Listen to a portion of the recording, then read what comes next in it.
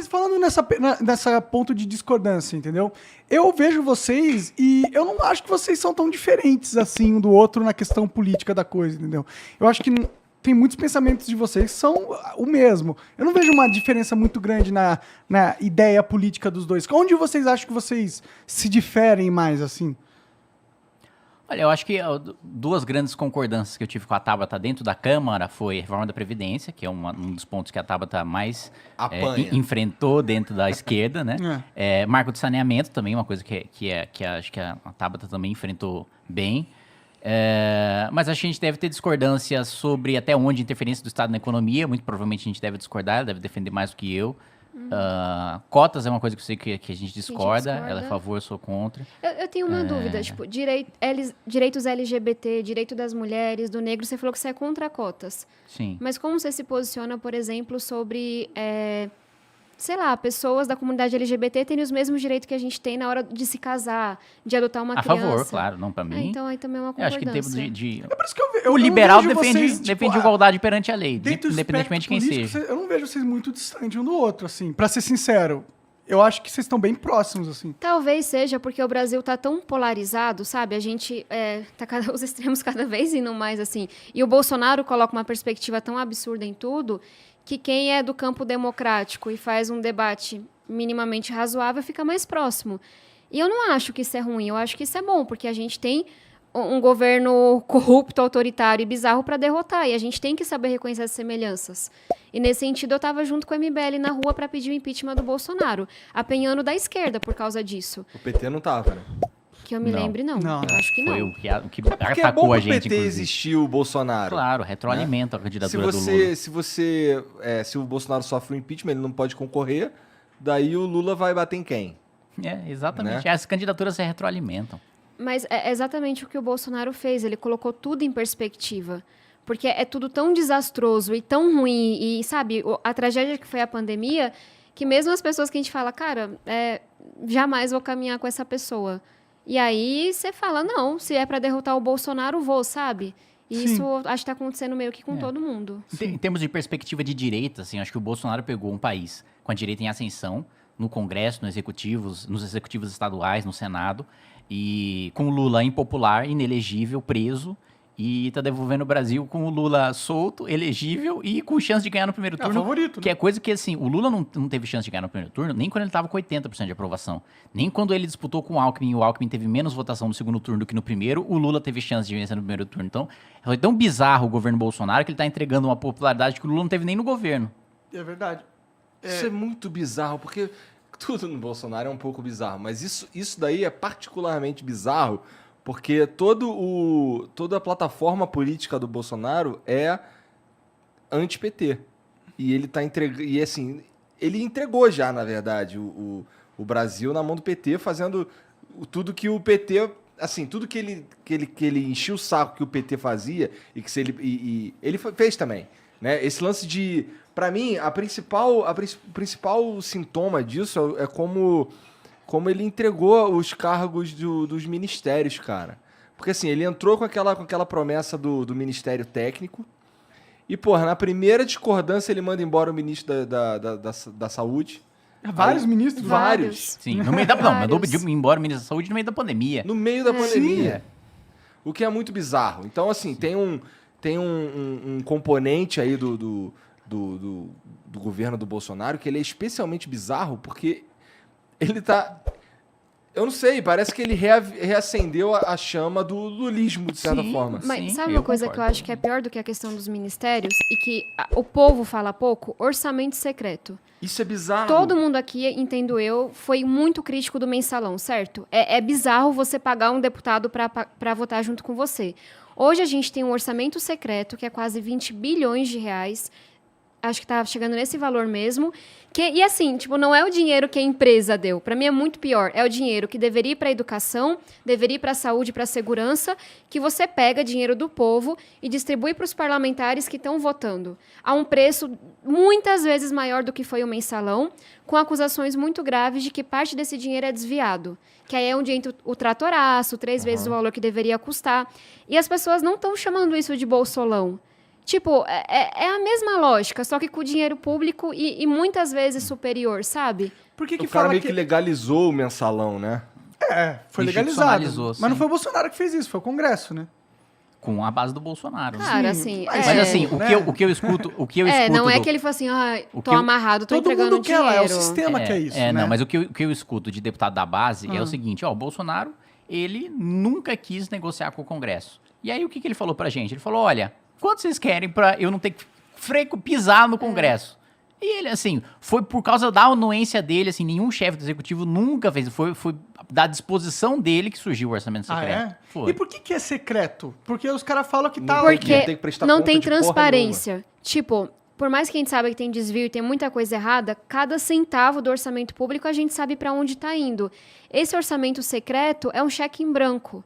O deputado vai lá e entrega pro prefeito. Tem tipo empresa que compra emenda, sabe? Aham. E aí devolve um percentual tipo em dinheiro vivo pro deputado. Então é secreto no sentido que a gente não sabe o que está sendo feito com aquele dinheiro e até recentemente não sabia por que aquele dinheiro estava, para quem aquele dinheiro estava indo. E a gente entrou na justiça, eu, Alessandro Vieira, Felipe Rigoni, várias vezes para questionar o orçamento secreto e hoje tem a listinha dos deputados que fazem parte. Você pode ir lá e nunca pesquisei o Kim, mas eu imagino que vai estar não também. Mas você pesquisa, Tabata Amaral, não. Fulaninho, sim. Então, o máximo que a gente conseguiu foi saber quem está recebendo hoje. Quem foi comprado e quem não foi. Mas tem deputado que coloca essa emenda em outro estado, que não é o dele. Ou seja, tem esquema aí, com certeza. Porque um deputado lá do norte vai colocar a emenda no sul? Porque ele está recebendo um percentual Só o fato disso. de ser 20 bilhões de reais Sim. que o Estado pode distribuir para agentes políticos à moda caralha, cara, isso é receita perfeita absurdo. para corrupção. Pois E que é secreto porque também tem a contraposição com a emenda impositiva, né? Que a emenda impositiva é o dinheiro que o executivo precisa pagar para todos os parlamentares, né? Independentemente de ser base, de ser oposição. E você consegue ver, tipo, se você colocar agora aqui em Câmara dos Deputados, você vai ver que eu indiquei e quais foram as instituições para as quais eu indiquei. Com o orçamento secreto não tem isso. O site da Câmara não mostra quem indicou para qual lugar. Pode Justamente crer. porque é instrumento de compra de Mas votos isso não políticos. escandaliza vocês, assim, pra Muito. Igor, movimentar... muito. A gente já entrou. Eu tenho um gabinete compartilhado que eu contei da última Aham. vez, né? Que eu dividi a equipe com o Alessandro e com o Rigoni. A gente já entrou, sei lá, com dezenas de ações nesse último ano para questionar esse tipo de coisa. O Estadão está fazendo uma série de entrevistas e matérias incríveis expondo esse escândalo. Mas eu acho que, assim, é uma combinação de... É muito problema na cabeça do povo, desemprego, fome, pandemia. Querendo ou não, a corrupção voltou a ser normalizada porque, cara, tinha um cara que se elegeu com um discurso mentiroso de acabar com a corrupção. Olha ele fazendo muito pior, sabe? E acho que também a população tá meio de saco cheio. Então, eu falei, vamos falar disso? Por quê? Porque tem uma galera massa que tá ouvindo a gente que precisa se indignar com isso. Porque a gente sabe o que está acontecendo. Tem pessoas que sabem quais são as empresas que estão comprando. Mas eu não tenho prova, sabe? E eu não vou vir aqui dizer o nome de um deputado porque eu não tenho essa prova. Entendi, vocês Mas se meio a que sabem população quem são os filha da pressionar... puta, Mas quem que investiga? Mas não pode falar. É, e quem investiga? Quem que É tem o que Procurador-Geral da República, que é Aí o sim, Aras. Aí é foda, aí fudeu. Ele é uma pessoa que poderia. E que, assim, Entendi. mais um ponto do PT se retroalimentar do Bolsonaro, né? Porque agora teve a votação, que o mandato do PGR é de 2 anos. E aí precisa ser reconduzido por mais 2 anos. E aí você fala, bom, o cara que é chefe do órgão acusador da República, né? Não apresentou nenhuma denúncia contra o presidente da República durante todo esse período, nem ninguém da base do Estão governo. chamando de protetor-geral da República. E aí, quando você vai ver pra recondução, todos os senadores do PT votaram a favor da recondução dele. Claro, né? O time que tá ganhando vai se mexer? Tá maluco? E é por isso que ele tá fazendo isso. Porque a partir do momento que o Aras fosse apresentar qualquer denúncia, ele tava fora. Sim, A verdade sim. é essa. E indigna, ainda mais quando eu coloco em perspectiva 2 coisas, assim. Uma é o caso do Boris Johnson hoje. Boris Johnson lá quase deixou de ser primeiro-ministro porque um assessor dele fez uma festa na residência oficial do primeiro-ministro do Reino Unido. Imagina! Ele falou que não sabia. Olha quantas vezes, Cara, olha quantas é bizarro, vezes ele coisas fez algumas muito festas, mas, tipo, piores nossa, não como o Brasil aconteceram. tá uma Coisas muito merda piores mesmo, o Bolsonaro já não fez. Outros parlamentares da base... Pô, o chefe da Casa Civil é réu por corrupção e lavagem de dinheiro. E O filho do presidente da República acusado de 10 mil coisas. Bolsonaro com Val do Açaí, rachadinha e não sei o quê. o moleque tem 17 anos de idade, o mais novo, e já é investigado por tráfico de influência. É um fenômeno. O cara é um artista. Mas a gente não pode, assim, acho que são 2 perigos. Um, deixar de se indignar, sabe? E isso eu penso pra mim mesmo, assim, eu tô num lugar que eu não posso deixar de me revoltar. Mas o que o cara faz? Tipo, a galera aqui tá se revoltando com isso. O que ele faz?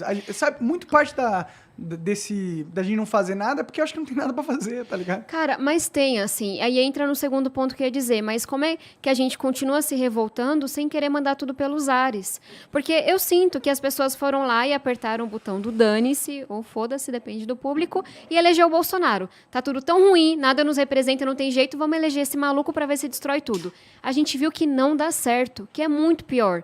Então, o nosso desafio é, como é que a gente se indigna, não tapa os olhos, mas para de apostar em quem diz que vai detonar a política. A gente gosta ou não, o caminho é a democracia, o caminho é a negociação. Negociação não é uma palavra ruim, política não é uma palavra ruim. E aí a gente pode falar, a pequena renovação que aconteceu em 2018 foi só uma ondinha. Ou a gente pode falar, não, a gente vai continuar investindo nela. Tem uma pá de candidatos massa que eu sei que vão sair pela primeira vez a federal e estadual, no Brasil inteiro. Não são os que vão ser mais apoiados, não são os que vão receber dinheiro público, nada disso. Então, assim, é difícil, talvez sou um pouco idealista, mas quanta gente não se elegeu em 2018 que nunca teria sido eleita antes? Eu acho que eu e o Kim podemos ser exemplos, talvez de uma centro-direita, de uma centro-esquerda disso. Eu quero chegar no Congresso e debater com gente séria na direita, na esquerda, no centro. Então, tem que continuar apostando na eleição, indo atrás das candidaturas que estão surgindo e não deixando que outro maluco com esse discurso de vou explodir tudo, se eleja novamente. Um pouco de assunto. Vocês não acham que... Eu tenho um pensamento bem pessimista com a política. Eu acho que não tem solução. Tinha reparado, não? Eu acho que não tem solução. Eu acho que vocês vão se frustrar muito ainda na vida de vocês, nessa trajetória aí. Porque o problema é que o jogo, ele tem as regras do jogo. E as regras do jogo vão sempre produzir um produto. A regra do jogo, enquanto não mudar, vai sempre produzir um tipo de cenário político. Mas como é que a gente saiu da barbárie para a civilização? Como é que os Estados Unidos se organizaram? Como é que o Chile, é o que está hoje, está enfrentando suas convulsões? Como é que Portugal está super organizado? Foi através da política, as pessoas não nasceram assim. Eu já argumento que a política, ela ajuda, mais ou menos, atrapalha mais do que ajuda, mas quem faz isso acontecer, essa evolução social, é a cultura, é a mídia, as pessoas entendendo, a educação e a tecnologia. A política, na verdade, ele é um mal necessário ali no caso, entendeu? É tipo o que faz a engrenagem, é a engrenagem que mistura tudo, A gente nunca sabe? encontrou outro caminho que não é... Como um mundo, assim, sabe? Ser humano. A gente tem duas histórias. Uma é a da democracia, que é lenta, negociação, etc. A outra é do autoritarismo. E aí você pode falar de União Soviética ou você pode falar do nazismo. Mas a nossa democracia Milhões atual morreram não é nos dois, autoritária sabe? também? Já milhões não morreram na democracia, no Vietnã, milhares no caso, né? Tipo, eu não sei, eu acho que a nossa democracia atual, ela não é uma democracia de verdade. O sistema, ele é falho, o sistema tinha que mudar. Assim, a gente Não, tem mas uma calma, mas democracia que é falha, calma, mas aí eu que é acho que- frágil, mas eu posso dizer o que eu penso no Brasil. Eu não poderia na União Soviética, eu não poderia na Alemanha nazista, assim como Mas eu não será que você poderia... pode falar aqui o que você pensa? Posso? Porque é difícil falar o que Você é pensa o aqui no Brasil. exemplo de quem fala o que pensa todos E os se dias. fudeu pra caralho por causa disso. Mas você nunca foi preso, nunca te mataram, monarca. Vê mais um aqui pelo pra amor acompanhar de essa Deus. discussão, Mas por favor. em 2022, essa nossa régua fudeu, né? Eu tô te falando qual é a diferença principal. Mas mesmo assim, a gente Entre não vive um- num mundo onde eu posso falar o que eu quiser de verdade. Vou ficar igual o Igor aqui, Ô, só se caralho. você fala alguma coisa do STF pra você ver se você não tá fudida. Tá fudida. O Supremo Tribunal Federal já tomou decisões equivocadas. Ah, falei. Tá vendo o Concordo. jeito que ele tem que falar? Você entendeu? A gente não vive num cenário de liberdades plenas. Não na minha visão. O nosso sistema, ele tá totalmente falho. A nossa Constituição é Monark, falha. vamos E lá. isso tinha que ser reformulado de algum jeito. A sua fala não pode ferir a liberdade de outra pessoa. Eu sim processo pessoas que me ameaçaram de morte. Processo pessoas que me incitaram a violência contra mim. Pessoas famosas e pessoas anônimas. Então, tem limites numa democracia para a liberdade de expressão, que é onde começa a do outro. Agora, assim, nosso Brasil tem vários problemas. Na saúde, na educação, infraestrutura. Sento ao teu lado 10 horas para listar os problemas do Brasil. Agora, eu acho que a gente pode dizer sim que nós temos a liberdade de expressão no Brasil. E que isso é infinitamente melhor do que em um país como o Afeganistão, em que mulher não pode estudar. Não, se Mulher a gente- não pode abrir a boca na rua, não pode sair sem um homem do lado. Se a gente for comparar com o Afeganistão, tá, com certeza o Brasil tá anos-luz desse tipo de sociedade em questão de liberdade de expressão. Mas o que você propõe, então, se você... Porque, assim, eu concordo que a democracia é frágil, que a nossa democracia é pouca gente participa, são pequenas elites pegando o que a gente tem, e isso acontece da esquerda à direita, concordo com tudo isso. A gente acha que isso entrou para a política porque a gente acha que tá uma merda e tem que melhorar. Mas eu acho que é importante a gente entender quais são as alternativas. O mundo apresenta uma alternativa, que é o autoritarismo.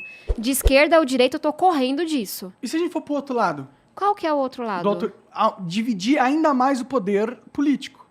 Hoje o É poder... aprofundar a democracia, isso. Eu concordo, mas eu não tô... o meu argumento aqui não é contra a democracia em si, e sim contra o sistema atual onde a nossa democracia funciona. Eu enxergo como se fosse um sistema operacional. A gente está rodando o Windows da sociedade no Windows 95, entendeu? Concordo. O sistema operacional nosso é menos ainda? Não, o Windows 95 era bom, eu usava. Entendi. O 95 chegou a ser maneiro, foda era o milênio.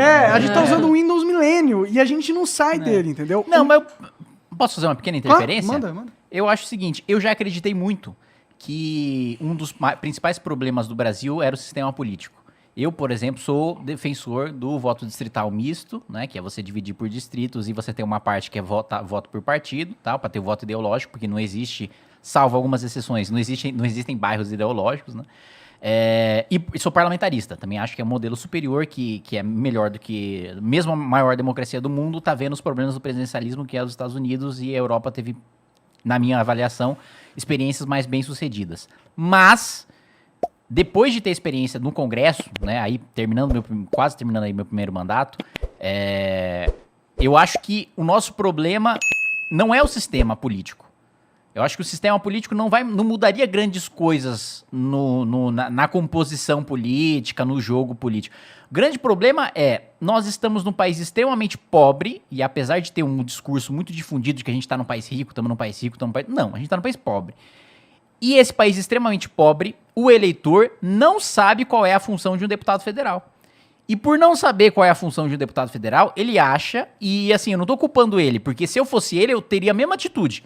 Ele acha que o deputado que está inaugurando uma creche, um hospital, etc., uma obra no bairro dele, é um deputado que trabalha. Se eu fosse ele, eu faria a mesma coisa. Eu estou vendo um político trazer uma obra que traz benefício para mim, eu vou votar nele. Mas qual que é o problema? Esse político que está trazendo a obra para mim só está trazendo a obra para mim porque ele está vendendo o voto dele para o governo federal. Então o problema não é o sistema político. O problema é que a gente está num país pobre, que a gente está num país tão pobre que o sujeito tem que pensar mais na própria sobrevivência do que no sistema político. Eu concordo, mas eu discordo. O ponto da gente estar num país pobre e isso vai trazer maiores dificuldades para o nosso sistema político, eu concordo, é verdade. Isso aí você observa em qualquer país do mundo. Quanto mais pobre, mais corrupto ele é. Mas eu acho que o problema da gente ser pobre, de continuar pobre, porque a gente é pobre atualmente, a gente não precisava ser tão pobre. A gente é pobre atualmente por causa da política, por causa do jeito que as regras são organizadas, entendeu? Eu não consigo tirar a culpa do sistema, porque dentro de um jogo, quem faz o jogo? O que faz o jogo? É o sistema. As regras do jogo definem o comportamento do usuário. Se a gente tem uma regra do jogo totalmente falha e que define o comportamento do usuário merda, não importa... Tipo, primeiro que o comportamento do usuário vai sempre ser forçado para ser merda, por causa do sistema. Segundo, que é isso? Tipo, a sua dependência de evolução seria a gente ter educação aqui. Monark, todo mas não sistema vai ter é esse sistema hackeável. Todo sistema é hackeável. Mas e o que dá para ser fazer menos com hackeável. esse sistema... Mas esse é muito hackeável. Esse é que exatamente... até nisso são incompetentes. Por isso que é a minha crítica, entendeu? A minha crítica é o sistema de representatividade atual é um sistema totalmente ultrapassado. A gente hoje E a gente pode hackear esse sistema e melhorar ele. Eu também acho, mas não é com pessoas lá dentro, é mudando o sistema. Entendeu? Mas a gente não muda as regras do jogo sem mudar a lei. Exatamente. Você precisa escolher um caminho para mudar o sistema. Ou revolução ou instituição. Exemplozinho de brigar contra o sistema. Pandemia, mais da metade de quem mora em favela não conseguiu estudar. Por quê? Maioria não tem internet, não tem equipamento. Abril de 2020, bancada da educação, e esse PL, nem pensei, mas tem uma participação fundamental do Kim. A gente apresenta um projeto besta. Besta assim, em ser simples. Aluno pobre vai receber acesso à internet, um chip, internet patrocinada e um equipamento. Básico, se paga. A molecada não está estudando. De abril até dezembro, eu era a relatora do projeto, a gente lutando para aprovar esse projeto. Teve um dia, depois que eu estava dias acampando, comendo marmita lá na Câmara, brigando, porque assim, não é que a galera era contra, o governo era um pouco contra, mas assim, não era prioridade, não interessava a ninguém.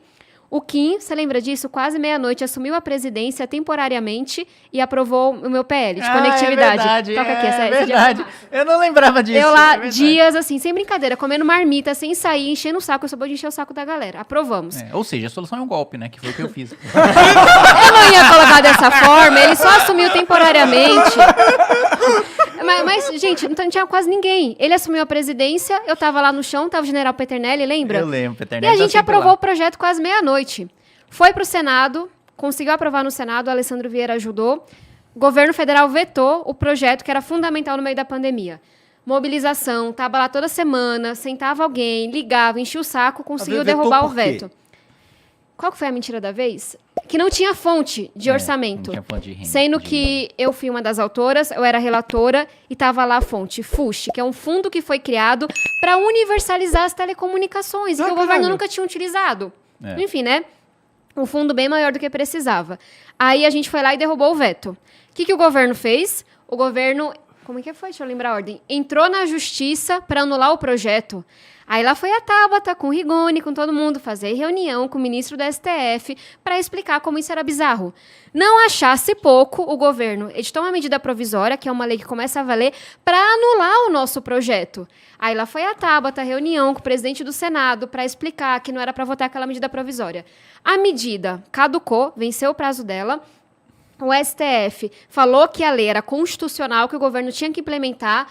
Finalmente, nas próximas semanas, estados e municípios vão receber o dinheiro para conectar aluno pobre. Vejam, 2 anos. Isso é um pouco de hackear o sistema. Não era de interesse da maioria pegar esse fundo que eles usam para outras coisas para conectar aluno pobre. É esse tipo de coisa. É comer marmita, é fazer acampamento, é contar com seu amigo do MBL que assumiu a presidência porque é do DEM, não sei o quê. Mas assim, 2 anos. Não, Kim, foi basicamente isso, mas você foi parceiro naquele dia. 2 anos, aí você pode falar. Sou feliz e puto. Quanto? Mas me serviu muito a sua afiliação naquele momento. 2 anos pra gente aprovar um projeto que, se fosse quando a gente apresentou, sabe, bancada da educação inteira. Diferente. Muito aluno teria estudado, muito aluno não teria saído da escola. Muita coisa que você mencionou estaria mais perto da gente resolver. Mas está aprovado agora e vai ajudar muita gente. Então, lutar contra o sistema é um pouco disso. Muitas vezes não é porque as pessoas odeiam seu projeto, é porque seu projeto não é importante para elas, sabe? E aí, assim, olha quanta coisa você poderia falar. Caramba, se todo projeto é esse esforço, abandona. Você pode falar, olha as formas quase que hilárias que a gente foi lutando contra, sabe? Imagine se tem mais gente. Se além do Rigoni, do Alessandro, do Kim presidindo, tem mais uns 3. Tem mais uns 6, sabe? Eu acho que... Eu vou te trazer 2 frases aqui, Monark, seu incrédulo da democracia. A primeira frase é de Não, eu não sou incrédulo. Winston Churchill, né? Um sujeito, assim, que graças a ele, que em vez de estar uma suástica nazista, aqui tá escrito Flow. Ele dizia o seguinte, democracia é o pior sistema de todos, com exceção de todos os outros. Sim, sim. E outra coisa, foi a frase de Essa de Queiroz, né? Todo mundo aí, poeta esse se eu menino. tiver inventando frases, o pessoal já pode dar Para o de Google olhar aí, o ó. chat. Meu, você tá lendo o chat Não, eu mesmo. tava lendo o chat, sabe por quê? Pra ver se a galera tava indo pesquisar o Kataguiri Katsumoto. E foram pesquisar e eu tô falando a verdade. Chupa. Muito bem. Eu não duvido. Essa de Queiroz. Pode dar o Google aí. Disse isso mesmo, hein? Eu estava... Brincadeira. Políticos e fraldas devem ser trocados periodicamente, pelas mesmas razões. Porra, isso é verdade. Então quanto você vai ser da política? Ah, mais um tempinho. Né?